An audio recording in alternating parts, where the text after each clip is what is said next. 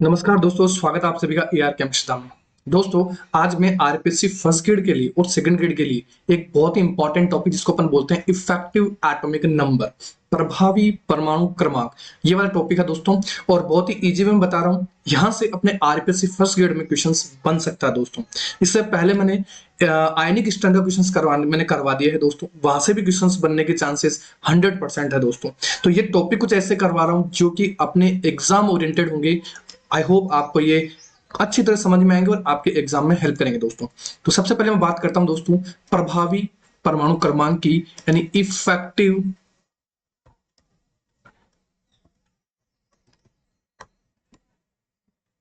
Atomic number की, प्रभावी परमाणु क्रमांक की। देखिए दोस्तों, इसको निकालते कैसे, इसका सबसे आसान तरीका बता रहा हूं। बिल्कुल सिंपल सा लॉजिक है दोस्तों। इसमें कह रहा है परमाणु क्रमांक, देखो फॉर्मूले में इसका नाम सुना हुआ है, छुपा हुआ है। इसमें हमें देखना है परमाणु परमाणु क्रमांक देखना दोस्तों, यानी जो भी आपको कॉम्प्लेक्स कंपाउंड दिया जाएगा, संकुल यौगिक दिया जाएगा। ध्यान रखना दोस्तों, कैसे और कहां अपने को ये क्वेश्चन पूछा जाएगा। संकुल यौगिक दिया जाएगा, कॉम्प्लेक्स कंपाउंड दिया जाएगा दोस्तों, संकुल यौगिक। और उस संकुल यौगिक में आपको एक कोऑर्डिनेशन स्फीयर ये वाले मिलेगा, जहां यहां अपने को मिलेगी सेंट्रल एटम, और इस सेंट्रल एटम से जुड़े हुए अपने को मिलेंगे लिगेंड। हो सकते हैं counter ion left hand side में भी हो और राइट हैंड साइड में भी हो। इनको अपन जानते हैं क्या बोलते हैं, काउंटर आयन बोलते हैं दोस्तों। ये तो है अपने पास काउंटर आयन, काउंटर आयन। ये ब्रैकेट जो स्क्वायर ब्रैकेट होता है, इसको अपन बोलते हैं दोस्तों कोऑर्डिनेशन स्फीयर। क्या बोलते हैं दोस्तों, कोऑर्डिनेशन स्फीयर। और ये अपने पास है सेंट्रल एटम, सेंट्रल एटम, और ये अपने पास है लिगेंड दोस्तों। ठीक है दोस्तों, अब देखिए यहां अपने को सबसे पहले इस सेंट्रल एटम का परमाणु क्रमांक अपने को पता होना चाहिए दोस्तों। और जितने लिगेंड हैं वो कितने इलेक्ट्रॉन दे रहे हैं, ये दो चीज अपने को चाहिए। क्या कह रहा हूं दोस्तों, एक तो सेंट्रल एटम का परमाणु क्रमांक, और दूसरा जितने लिगेंड हैं वो कितने इलेक्ट्रॉन सेंट्रल एटम को डोनेट कर रहे हैं। उन दोनों का जो सम होगा दोस्तों, जो सम होगा, सम या मैं कह दूं योग होगा, किस किस का दोस्तों, एक तो सेंट्रल एटम का परमाणु क्रमांक का और लिगेंड के नंबर ऑफ इलेक्ट्रॉन्स का। इन दोनों का जो सम होगा दोस्तों, वही अपने लिए क्या होगा, इफेक्टिव एटॉमिक नंबर होगा। ये तो एक सिंपल सा कंसेप्ट है। मैं इसका एग्जांपल लेके बताऊंगा दोस्तों। एक छोटा सा एग्जांपल ले रहा हूं, जैसे मैंने ले लिया मेटल कार्बोनिल यानी वेनेडियम, सॉरी वेनेडियम की जगह दूसरा लेता हूं दोस्तों। एक बार इसको इरेज करता हूं। ये ले लेता हूं मैं, सिंपल सा निकल वाला ही ले लेता हूं, क्योंकि ये अपने एनसीईआरटी में भी है और अपने आरपीएससी फर्स्ट ग्रेड के लिए भी इंपॉर्टेंट है। देखिए दोस्तों, यहां सबसे पहले बात ये करें कि जब भी कोई मेटल कार्बोनिल आएगा, ध्यान रखना दोस्तों, इंपॉर्टेंट पॉइंट बता रहा हूं, तो उसमें ध्यान रखना इस मेटल की जो धातु है उसकी जो ऑक्सीकरण अवस्था होगी दोस्तों, वो होगी जीरो। क्या होगी, जीरो। यानी ये जो कॉम्प्लेक्स होगा वो क्या होगा, न्यूट्रल या उदासीन कॉम्प्लेक्स होगा। क्या होगा दोस्तों, न्यूट्रल या उदासीन कॉम्प्लेक्स होगा। तो ऐसे यौगिकों में जो सेंट्रल एटम है उनका जो परमाणु क्रमांक है वो लिख लेंगे। यानी जैसे निकल है, निकल कितने नंबर पे आता है, 28 नंबर पे आता है। तो दोस्तों सबसे पहले लिख लिया मैंने सेंट्रल एटम का परमाणु क्रमांक। अब देखिए दोस्तों कितने लिगेंड है, यहाँ पर 4 लिगेंड है, और हर एक कार्बोनिल लिगेंड, यहाँ कौन सा लिगेंड है, ये कार्बोनिल, जो कि न्यूट्रल मोनोडेंटेड है। क्या है दोस्तों, न्यूट्रल मोनोडेंटेड, ये लिगेंड है दोस्तों। तो मोनोडेंटेड है, तो इसके लिगेंड कितने हैं, 4, और कितने इलेक्ट्रॉन डोनेट कर रहा है, 2। तो इन दोनों का सम कर लीजिए दोस्तों, 28 तो ये हो गया प्लस 8 ये हो गया, टोटल कितना आ गया दोस्तों, 36। यानी अब मेरे को ये पता लगाना है कि पता कैसे चलेगा कि जो सम आ रहा है वो EAN को फॉलो कर रहा है कि नहीं कर रहा है। तो दोस्तों ध्यान रखना, इसमें EAN के लिए हमें चाहिए नोबल गैस कॉन्फ़िगरेशन। कौन सा, नोबल गैस कॉन्फ़िगरेशन, यानी जो उत्कृष्ट गैसें हैं, जिसमें 36, ऐसे ही 54, 36, 54 और 86 दोस्तों, ये हमें प्राप्त करने हैं। जब भी कोई कॉम्प्लेक्स होगा उसमें अपने को ये मिलना चाहिए 36, 54 और 86, जो कि नोबल गैस कॉन्फ़िगरेशन है। अब देखिए दोस्तों, ये जो मैंने कॉम्प्लेक्स लिया था, ये जो मैंने कॉम्प्लेक्स लिया है, इस कॉम्प्लेक्स में जो एटॉमिक नंबर, ये जो सम आ रहा है इनका एटॉमिक नंबर का, प्लस नंबर ऑफ लिगेंड और उनके इलेक्ट्रॉन्स का, वो कितना आ रहा है, 36 आ रहा है। इसका मतलब ये इफेक्टिव एटॉमिक नंबर रूल को क्या कर रहा है, फॉलो कर रहा है दोस्तों। अब देखिए मैं इसके कुछ और एग्जांपल लेता हूं दोस्तों। अपने को ये पता होना चाहिए कि एटॉमिक नंबर किस एटम के कितने हैं, ये मैं पहले डिस्कस कर चुका हूं। इसका पूरा का पूरा जितने भी ट्रांजिशन एलिमेंट है, यानी S block, P block, D and F block, अगर आपने नहीं देखा है तो जरूर देखिएगा। मैंने पूरी की पूरी इन ब्लॉक्स को याद करने की ट्रिक मैंने बता रखी है दोस्तों। अब देखिए दोस्तों, सबसे पहले मैं बात करूं इस Fe का एटॉमिक नंबर, जो कि कितना है, 26। अब लिगेंड कितने हैं, 5 लिगेंड है और हर एक 2 इलेक्ट्रॉन अपने को इस लिगेंड के द्वारा आयरन को डोनेट किया जा रहा है दोस्तों। ठीक है, अब देखिए ये कितने इलेक्ट्रॉन हो गए, 26 तो ये हो गए, और ये कितने हो गए, 10। तो 26 प्लस 10 कितने हो गए दोस्तों, 36। यानी ये एक नोबल गैस कॉन्फ़िगरेशन है। क्या है, नोबल गैस कॉन्फ़िगरेशन है, और ये EN को फॉलो कर रहा है दोस्तों। इसके साथ साथ एक और बता दूं मैं, इसके अंदर जो संकरण है दोस्तों, वो है दोस्तों DsP3। कौन सा संकरण है, DsP3। इसका मतलब ये जो शेप बनाता है दोस्तों, ट्राइगोनल बाई पायरामिडल शेप बनाता है। और ध्यान रखना, कार्बोनिल एक स्ट्रॉन्ग फील्ड लिगेंड है। कौन सा है, स्ट्रॉन्ग फील्ड लिगेंड है। इसका मतलब ये हुआ कि इलेक्ट्रॉन की यहां क्या होगी, पेयरिंग होगी, और इलेक्ट्रॉन की पेयरिंग होगी तो इसमें दोस्तों इनर ऑर्बिटल कॉम्प्लेक्स फॉर्मेशन में काम में लिए जाएंगे। इसका मतलब जब इनर ऑर्बिटल है दोस्तों, तो ये क्या करेगा, इनर ऑर्बिटल है तो ये लो स्पिन कॉम्प्लेक्स का फॉर्मेशन करेगा दोस्तों। इंपॉर्टेंट है दोस्तों, लो स्पिन है, इसका मतलब इसको आप क्या कह सकते हो, स्पिन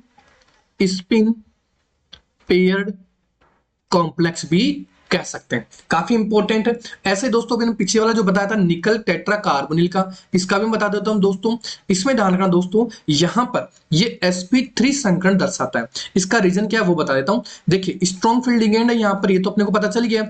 अब जो D8 है, ये जो निकल है दोस्तों, इसके बारे में बताता हूं सबसे पहले कि जो निकल है वो क्या करेगा, इस स्ट्रॉन्ग फील्ड लिगेंड की वजह से, ये जो निकल है, निकल इसका इलेक्ट्रॉनिक कॉन्फ़िगरेशन अपन जानते हैं 3d8 4s2 है दोस्तों। अब स्ट्रॉन्ग फील्ड लिगेंड होने की वजह से ये क्या कर देंगे, ये इलेक्ट्रॉन पेयर हो जाएंगे। ये अपने पास 3d, ये अपने पास 4s और ये अपने पास 4p। तो ये जो इलेक्ट्रॉन है, ये 8 इलेक्ट्रॉन पहले तो फिल कर देता हूं, ये लीजिए 5 और 3 8, और ये S के अंदर। अब ये तो इसकी ग्राउंड स्टेट में दोस्तों। अब देखिए ये जो लिगेंड है वो अपन जानते हैं स्ट्रॉन्ग फील्ड लिगेंड है दोस्तों। मैं इसके बारे में बताऊंगा, एक पूरा का पूरा वीडियो होगा जो संकरण का होगा, और स्पेशली जो डी ब्लॉक जो भी कॉम्प्लेक्स कंपाउंड है, कोऑर्डिनेशन कंपाउंड है, उन सभी का संकरण से रिलेटेड जो कि एनसीईआरटी और अपने बीएससी लेवल का, दोनों को मिक्स करके बताऊंगा दोस्तों। काफी इंपॉर्टेंट और काफी हद तक आपको एग्जाम में मिलेगा दोस्तों। अब देखिए दोस्तों, ये जब इसके पेयर्ड हो जाएंगे, ये इलेक्ट्रॉन जब पेयर्ड हो जाएंगे दोस्तों, तो अपने को कुछ इस तरह से इलेक्ट्रॉनिक कॉन्फ़िगरेशन मिल जाएगा। ये 2 2 4 2 6 2 8 2 10। तो देखिए इस डी ऑर्बिटल की बात करें तो ये डी ऑर्बिटल तो पूरा कंप्लीट फिल हो गया दोस्तों। अब मेरे पास 4s बच गया और ये 3 4p ऑर्बिटल बच गए। अब मेरे पास कार्बन लिगेंड कितने हैं, 4। तो एक कॉम्प्लेक्स ये कोऑर्डिनेट जो बॉन्ड बनाएगा कार्बन लिगेंड, वो कुछ इस तरह से, एक तो s ऑर्बिटल के साथ में और 3 p ऑर्बिटल के साथ में, यानी एक s ऑर्बिटल के साथ में और 3 p ऑर्बिटल के साथ में कोऑर्डिनेट बॉन्ड बना रहा है। इसका मतलब दोस्तों इसमें संकरण कौन सा हो गया, sp3 संकरण हो गया। अब देखिए संकरण इसमें sp3 हो गया, ठीक है, sp3 हो रहा है। इनर देखो ध्यान रखना दोस्तों, इनर डी ऑर्बिटल क्या इसमें कोई केस नहीं आ रहा है, क्योंकि इसमें डी ऑर्बिटल काम में नहीं आ रहा है। सबसे इंपॉर्टेंट है कि इस कार्बन स्ट्रॉन्ग फील्ड लिगेंड के जैसे इलेक्ट्रॉन क्या हो गए, पेयर हो गए। जब सारे के सारे इलेक्ट्रॉन क्या हो गए, पेयर हो गए दोस्तों, तो यहां अनपेयर्ड इलेक्ट्रॉन क्या हो गया, 0 हो गया। अनपेयर्ड इलेक्ट्रॉन क्या हो गया, 0 हो गया। इसका मतलब दोस्तों ये डायमैग्नेटिक प्रॉपर्टी शो करेगा, और जो कॉम्प्लेक्स होगा दोस्तों वो कलरलेस होगा। ये भी मैं साथ के साथ इस टॉपिक का मैंने ले लिया है दोस्तों। चलिए दोस्तों आगे मैं चलता हूं, आगे वाले कॉम्प्लेक्स के पास में। आगे वाला कॉम्प्लेक्स इस तरह से मिल सकता है दोस्तों, Mn2CO10। देखिए इसमें 2 मेटल है दोस्तों, क्या है, 2 मेटल है, यानी इसमें मेटल मेटल बॉन्ड प्रेजेंट है। ये भी हमने को पता होना चाहिए, क्या है, एक एक मेटल प्रेजेंट है। कुछ इस तरह से दोस्तों इसकी स्ट्रक्चर होती है, ये कुछ इस तरह से मैं बताता हूँ। CO ये लिगेंड जुड़े हुए हैं, ठीक है।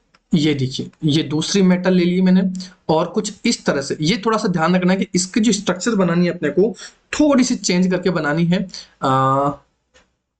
इसको थोड़ा सा मैं ऐसे बनाता हूं, थोड़ा सा, यानी ये जो दोनों मेटल हैं एक दूसरे के 90 के एंगल पर होंगे दोस्तों, ठीक है दोस्तों। ये लीजिए, और ये यानी इधर ले लेता हूं मैं दूसरे CO को, ठीक, अब बात यह है कि इसके अंदर अपन किस तरह से ये EAN को कैलकुलेट करेंगे, यानी ये EN को फॉलो करेगा कि नहीं करेगा, इसका मैं तरीका बताता हूं दोस्तों। सबसे पहले तो दोस्तों इसमें देखिए कितने मेटल MN है, 2 MN है, ठीक है, 2 MN है, और एक MN का जो एटॉमिक नंबर होता है वो कितना होता है दोस्तों 25, तो 2 MN कितने हो गए 50। सबसे पहली बात तो ये कि 2 MN का एटॉमिक नंबर कितना हो गया 50 हो गया, प्लस कितने मेटल मेटल बॉन्ड है, इसमें एक इलेक्ट्रॉन इसका और एक इलेक्ट्रॉन इसका, दोनों का काउंट हो रहा है, तो 2 मेटल मेटल बॉन्ड के इलेक्ट्रॉन हो गए। अब देखिए दोस्तों कितने कार्बन लिगेंड है, 10 लिगेंड है, हर एक कार्बन लिगेंड अपने 2 इलेक्ट्रॉन कोऑर्डिनेट बॉन्ड बनाने के लिए MN को दे रहा है। अब इनका सम कर लीजिए दोस्तों, सम जब आप करोगे तो देखिए दोस्तों 52 प्लस 10 प्लस 2, ये कितना, सॉरी 10 इंटू 2 कितना हो गया 20, यानी इनका जो सम हो गया दोस्तों वो हो गया 72। अब देखिए दोस्तों अपने पास एक MN के लिए निकालना है, क्या कह रहा हूं MN, क्योंकि इसको आप जब सिंप्लीफाई करोगे तो ये हो जाएगा MnCO का होल 5। तो हमें ये देखना है कि यहाँ पर मेटल मेटल बॉन्ड कितनी थी, 2 थी। तो अगर मैं इंडिविजुअल मेटल के लिए देखूंगा दोस्तों तो मैं क्या कर दूंगा, इसको 2 से डिवाइड कर दूंगा, और जब 2 से डिवाइड करूंगा दोस्तों तो ये आ जाएगा अपने पास 36। तो इसका मतलब ये हुआ कि जो MnCO होल Mn2CO होल 10 है वो EAN को फॉलो कर रहा है दोस्तों। ऐसे ही दोस्तों एक और क्वेश्चन ले लेता हूं, छोटा सा क्वेश्चन है, ये ले लिया, जैसे मैंने वेनेडियम की मैं बात कर लेता हूं, एक छोटा सा क्वेश्चन। अभी मैं दोस्तों ये सारे मेटल कार्बनिक ले रहा हूं, अभी दूसरा भी मैं क्वेश्चन ले लूंगा दोस्तों। यहाँ पे 6 लिगेंड। अब देखिए वेनेडियम का atom number 23, scandium titanium vanadium 23 हो गया, और 6 लिगेंड है, और हर एक की जो डेंसिटी यानी इलेक्ट्रॉन डोनेट कर रहा है वो कितना है 2 है। तो ठीक है, तो 23 ये हो गया प्लस 12 ये हो गया, यानी ये हो गया दोस्तों 35। अब देखो सम आ रहा है अपने पास 35, ना तो 36 आ रहा है, ना 54 है, नहीं 86। इसका मतलब ये है कि ये EAN को फॉलो नहीं कर रहा है दोस्तों। आगे चलिए दोस्तों, अच्छा स्लाइड खत्म हो गई, कोई बात नहीं दोस्तों, मैं एक बार दूसरी पीछे ले लेता हूं इसको थोड़ा सा। यहां पर नेक्स्ट क्वेश्चन यहां ले लेते हैं अपन, एक और क्वेश्चन ले लेता हूं मैं, ये ले लिया दोस्तों मैंने H cobalt CO H cobalt CO whole 6, ये मैंने कुछ इस तरह से कोई कॉम्प्लेक्स ले लिया दोस्तों। अब देखिए दोस्तों हाइड्रोजन का एक इलेक्ट्रॉन 27 कोबाल्ट की, और इस कार्बन की बात करें 6 इंटू 2 हो गया दोस्तों, तो ये हो गया दोस्तों 28 प्लस ये कितना हो गया 12। ठीक है, तो अब देख लीजिए दोस्तों यहाँ कितना हो रहा है 6 और 8 और 2 10, ठीक है, और 1 और 3 यानी यहाँ पर हो गया 40। इसका मतलब यह हुआ कि यहाँ पर ये 4 ही लिगेंड है दोस्तों। ठीक है, ये तो बना के दे सकते हैं दोस्तों, सिंपल सी बात है। जब अगर 6 रख रहा हूं तो इसका मतलब ये क्या रहा है 40 आ रहा है, इसका मतलब ये क्या कर रहा है EN को फॉलो नहीं कर रहा। लेकिन अगर यही क्वेश्चन ऐसे होता दोस्तों, तो यहां पर हाइड्रोजन का एक इलेक्ट्रॉन, कोबाल्ट के 27 इलेक्ट्रॉन, और 4 दूनी 8 इलेक्ट्रॉन इसके हो गए दोस्तों। ये हो गया 28 प्लस 8 इक्वल टू 36। तो ये चीज समझने की है दोस्तों। अगर आपके पास में इस तरह के कोई क्वेश्चंस आ रहे हैं तो आपको इजी वे में आपको क्या करना है, EN को फॉलो कर लेना है दोस्तों। ऐसे ही दोस्तों मैं एक और बता देता हूं, यहां पर एक छोटा सा एग्जाम्पल ले लेता हूं, K4FeCN होल 6, क्या ये कॉम्प्लेक्स EN को फॉलो करेगा? तो सबसे पहले मैं इसकी बात करूं तो जब इसको आप आयनाइज करोगे दोस्तों तो 4K plus FeCN whole 6 -4 complex बनाएगा। अब देखिए दोस्तों इसमें जो आयरन है, इसमें से देखो इसकी ऑक्सीजन स्टेट चेक कर लो, तो आयरन की ऑक्सीजन स्टेट निकालेंगे X, 6 लिगेंड है नेगेटिव के, तो ये मैं क्या कर दूं इसको X-6, और ओवरऑल चार्ज इसके कॉम्प्लेक्स के कितना आ रहा है -4, तो X इक्वल कितना आ गया दोस्तों +2। अब देखिए दोस्तों यहां से 2 इलेक्ट्रॉन कम कर दो, 26 थे तो बच्चे के मेरे पास 24। कितने लिगेंड है 6 साइनाइड लिगेंड है, तो 6 इंटू 2 कितना हो गया 12, कितना भी दोस्तों 12। अब दोनों का सम कर दो दोस्तों, कितना हो गया 36, यानी ये जो कॉम्प्लेक्स है दोस्तों ये भी EAN को फॉलो कर रहा है दोस्तों। ये कुछ इंपॉर्टेंट कंपाउंड थे जो अपने BSc लेवल की बुक्स में अवेलेबल थे, जो मैंने आपको बता दिया दोस्तों, काफी इंपॉर्टेंट है। इसके बाद का जो टॉपिक होगा दोस्तों वो मैं डिस्कस करूंगा 18 इलेक्ट्रॉन रूल का। कौन सा दोस्तों 18 इलेक्ट्रॉन रूल का। यहां से ये दोनों के दोनों क्वेश्चन है दोस्तों जो कि 100% चांस है कि ये इस बार आपके RPSC में आ सकते हैं दोस्तों। आई होप आपको ये वीडियो लेक्चर अच्छा लगा होगा दोस्तों।